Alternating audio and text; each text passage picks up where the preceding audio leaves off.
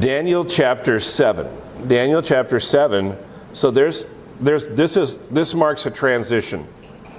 And you'll see it as we get into it. Up till now, Daniel has been stories of his life. And now in chapter 7, it's a transition, and we're going to start reading about visions he had and unusual revelations from the Lord to him. And tonight I am not going to even begin to do full justice to just the 8 verses we're looking at. We're kind of introducing it, and we'll get it started, but there will probably be more to add even to these verses later on. So let's begin by reading verse 1. In the first year of Belshazzar, king of Babylon, Daniel saw a dream and visions of his head as he lay on his bed. Then he wrote down the dream and told the sum of the matter. Now, if you're paying attention there, you notice that this verse is not in chronological order. The book of Daniel isn't necessarily written in completely chronological order, because in chapter 6, King Darius is the king, and Belshazzar is already dead. That's the previous chapter, right? And so chapter 7, what Daniel's doing here, he's going back in time, and he's saying, in probably a matter of a year or two, maybe a few more, we don't know exactly, but sometime earlier he's saying, okay, this is what I saw in the time when Belshazzar was king, which was a pretty short period of time. And so he's telling these revelations that he had received from God. And we're going to get into some of these unusual ones, but one of the first things he mentions here, before he gets into these unusual things he saw, was that he saw in verse 2 the fact that God is the one doing all of this. Daniel 7 verse 2, Daniel declared, I saw in my vision by night, and behold, the 4 winds of heaven were stirring up the great sea. So let's kind of work our way through just that real quickly. The great sea, and this is elsewhere in Daniel 2, we'll get to it later. It's an image of the world. It's an image of humanity, if you want to say it that way. And out of this great sea of humanity, there are going to be 4 kings, or really kingdoms, that are going to rise up in this time. But you notice Daniel's very clear. He says the 4 winds of heaven, see that? Were stirring the great sea. And that's showing that God was in charge of everything that happened. And that's something that we've seen as we've been in Daniel for several months now, the first 6 chapters. I've talked about this again and again and again, that in that day, if you'd ask anybody, well, what's the most powerful nation, force in the world? Most people would have said, oh, Babylon, Nebuchadnezzar, the Babylonian army. But every chapter we've studied in Daniel showed differently that it was always God who was in ultimate control. And so this vision that he sees helps drive home the point. And now that also helps explain why in chapter 6 Daniel had such peace when Darius is going to throw him to the lions, right? Because he had already had this vision, and he knew that everything in his life and in really in the entire world was going to work according to God's plan. And so that lays the foundation. This is really, really important, and I'm going to come back to it later. Because after this now, he talks about this on vision, and there's going to be this succession of 4 beasts, or some Bible translations call them creatures, living beings that are very unusual. And they rise out of the sea of humanity, and they each represent a kingdom, or you might even call them an empire, with great political and military power. But the idea here is that none of them is ever going to be in complete control of everything, and all of them are really submitted to God's overall plan. They think they're the ones calling the shots, but they're not. So what I'm going to do now is, and this is nothing new. Most of you would have heard this. You've studied Daniel enough to know where I'm going to go with this. I'm going to tell you what I believe about the identity of these beasts. But as always, and I like to be clear about these kinds of things, because Daniel, the book of Daniel, doesn't specifically identify them by name, I have to admit, my conclusions could be wrong. Okay? And they're open to discussion.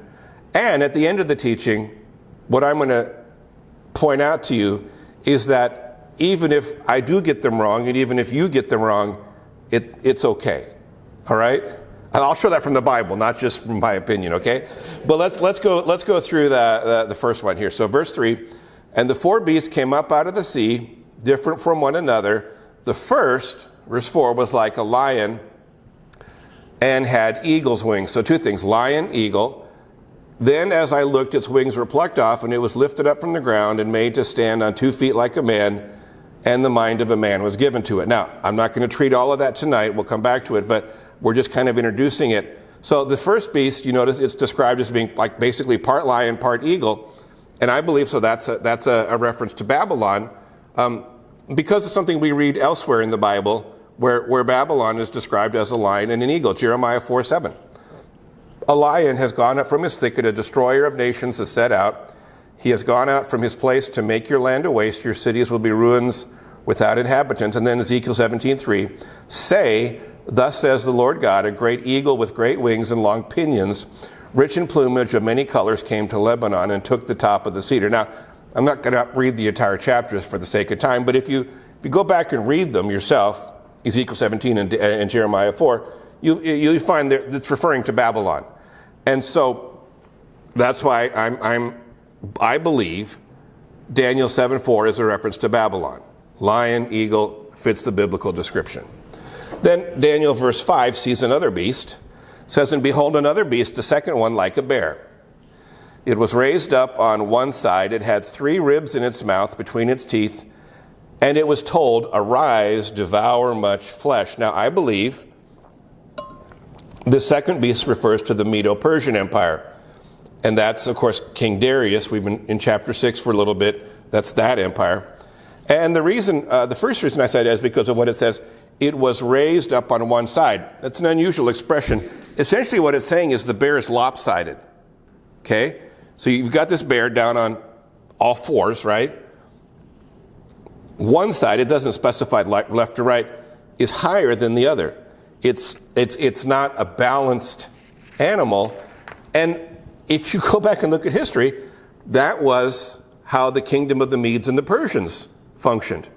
The Persians were the larger, stronger side, definitely in control, but the Medes were part of it, but they were smaller and weaker.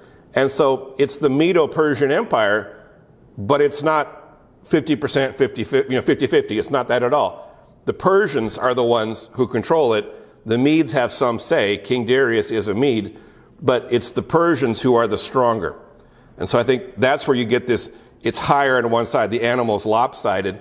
And then what about the 3 ribs in its mouth? And this is, again, speculation, but I think that's a sign when it shows up, it already has 3 ribs in its mouth. It's already killed. It's already got the evidence of having eaten prey from a previous kill. And I think what it's saying here is that the kingdom of the Medes and the Persians was known for being warlike and aggressive. And so by the time it arrives and takes over Babylon, it's already defeated other nations. It's got these 3 ribs, evidence of previous conquests, and it shows up, it's lopsided. And so that's what's going on here in verse 5, I believe. Then the second beast is replaced by a third beast, verse 6. After this, I looked, and behold, another like a leopard with 4 wings of a bird on its back, and the beast had 4 heads, right? The head is the place of leadership, and dominion was given to it. And I think this refers to the Grecian Empire, the Greeks, which began under Alexander the Great to expand very, very rapidly throughout the Mediterranean basin and into North Africa. And why would I say that this is the Greeks? Because at the end of the verse it says it had 4 heads, 4 sources of authority or power. And if you know the history of the Greek Empire, Alexander dies at 33 years of age, and his kingdom is divided into 4 parts. There's the Ptolemies, there's the Seleucids, help me. Anyway, 2 others. and essentially, that I think then that describes what happens to the Greek Empire. It doesn't last very long under Alexander, but it's very, very intense, very, very powerful in its brief period of time. Now, the majority of what I've said, I think, up to this point is not necessarily controversial. I've been saying that these are empires or nations or kingdoms that I believe Daniel is seeing here in this vision. And I need to be very clear, I didn't come up with this myself. I've done a lot of reading, not just the last couple of days, but throughout my life at different times. And I read conservative Bible scholars, people that treat the scripture seriously, people that I trust. And so the more I've read, I think this is the majority position, and I don't see any reason to disagree with it. And I think I'm on pretty safe ground here. But where it becomes a little more controversial, to a degree, and again, we're just touching on it tonight. I'm not going into great depth here. Is in identifying the fourth beast. So let's go to verse 7.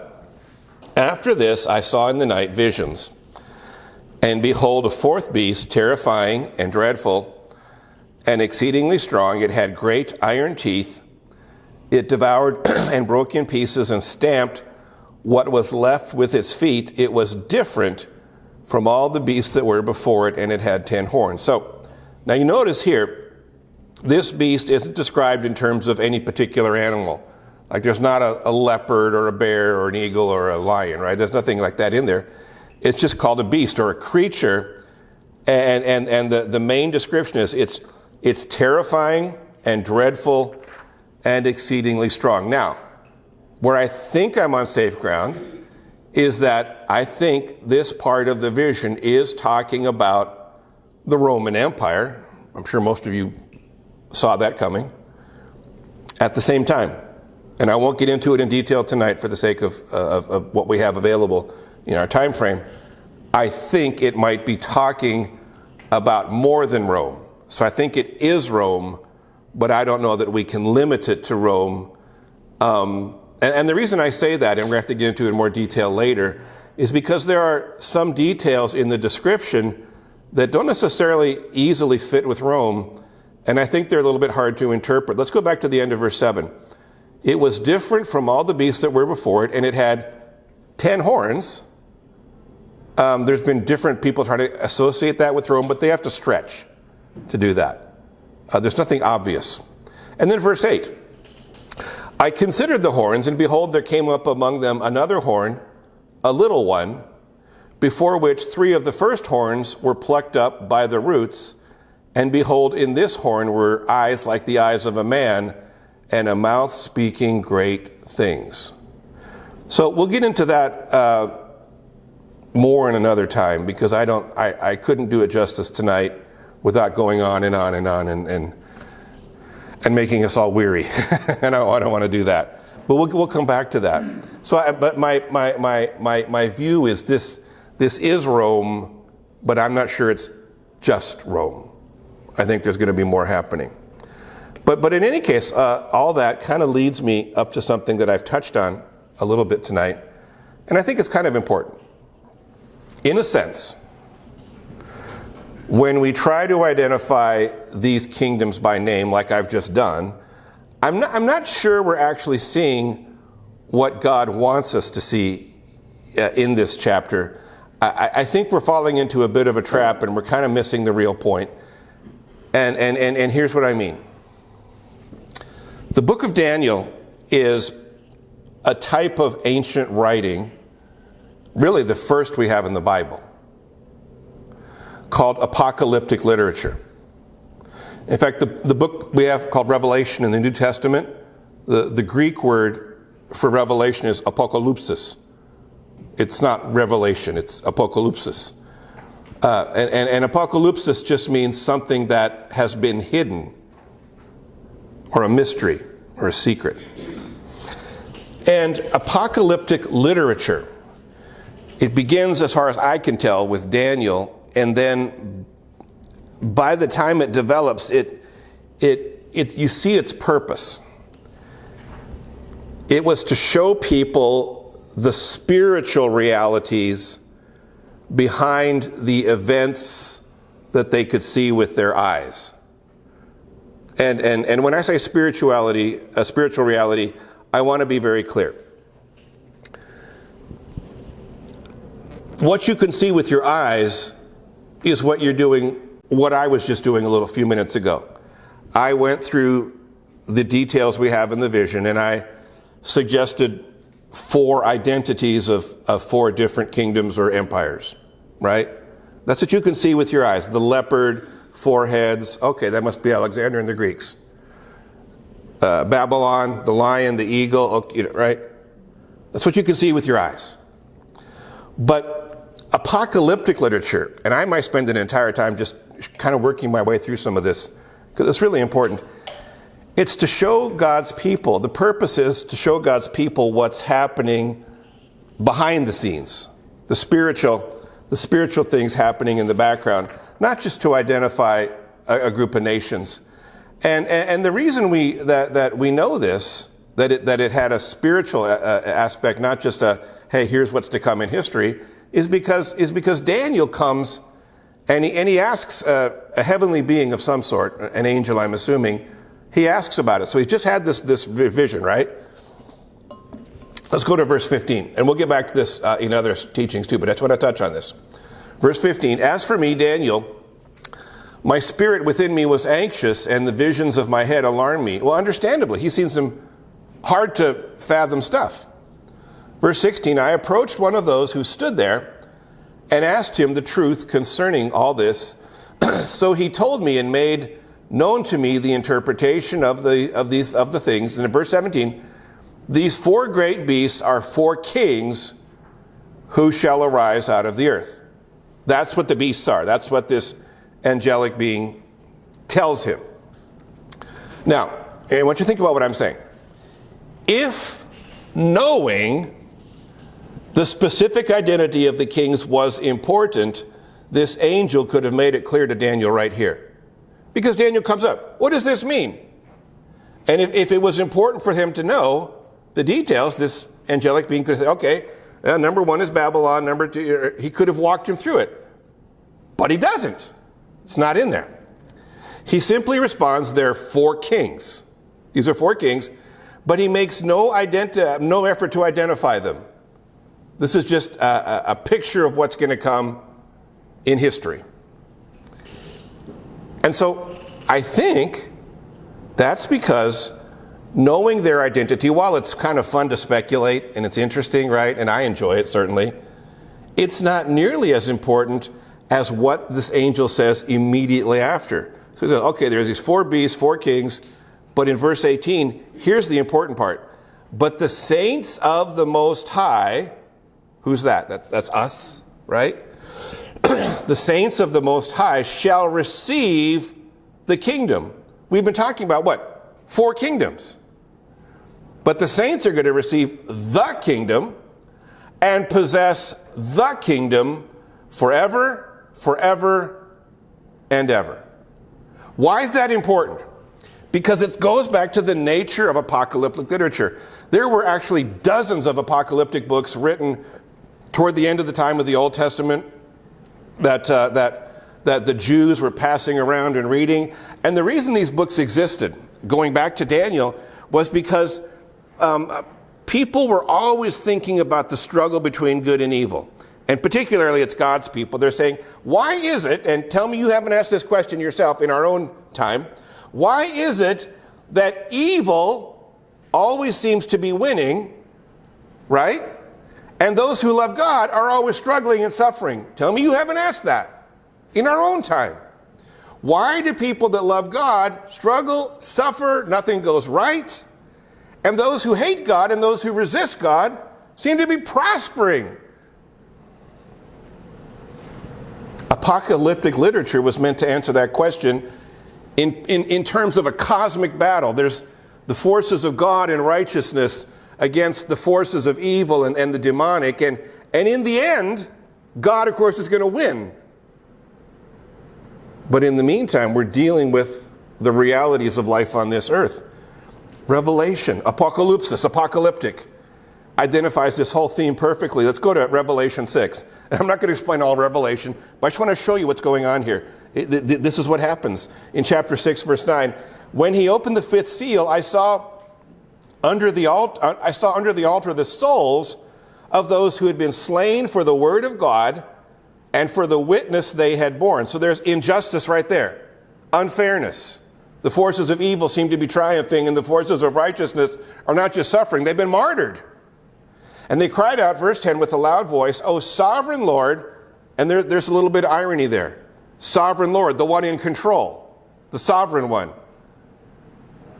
Holy and true, how long before you will judge and avenge our blood on those who dwell on the earth? The irony is there, Lord, if you're sovereign, if you're really in control, why have we died?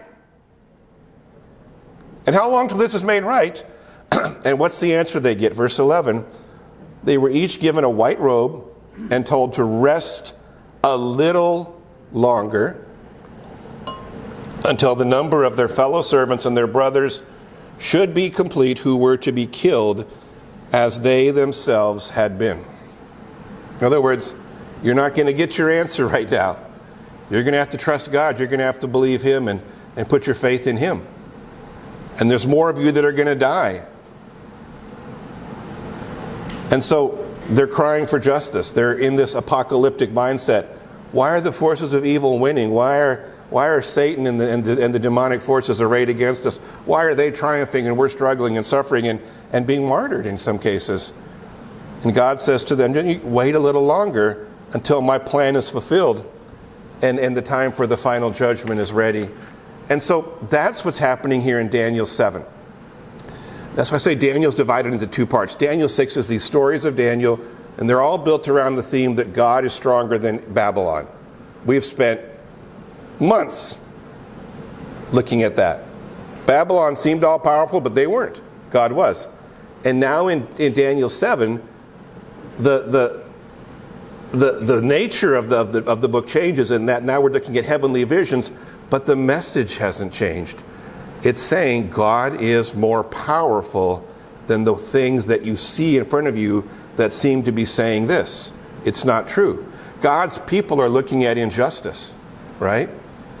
God's people are looking at evil prospering while the righteous struggle, and they're asking the same question they would ask in the book of Revelation. How long, O Lord, will you allow this to go on? And the answer is simple, but it isn't necessarily easy to accept. Through Daniel's vision, God is giving his people a kind of a summary of history, a very condensed version of, okay, this is what's to come. Kings, kingdoms, powerful and strong, and they're going to be warlike, and they're going to kill a lot of people, a lot of innocent people. And he's saying, in all this, you're going to have to wait and be patient because my plan is not complete yet. And these nations are going to rise up and do terrible things, and it's going to culminate in that part of time of history with Rome, and then depending how you want to read it, something's going to be coming after that, and we're in that time right now to a degree. But what's the point? And this is something a professor of mine said years ago, and I've always liked this image. He said, history is like a bunch of books on a shelf, right? On a bookshelf.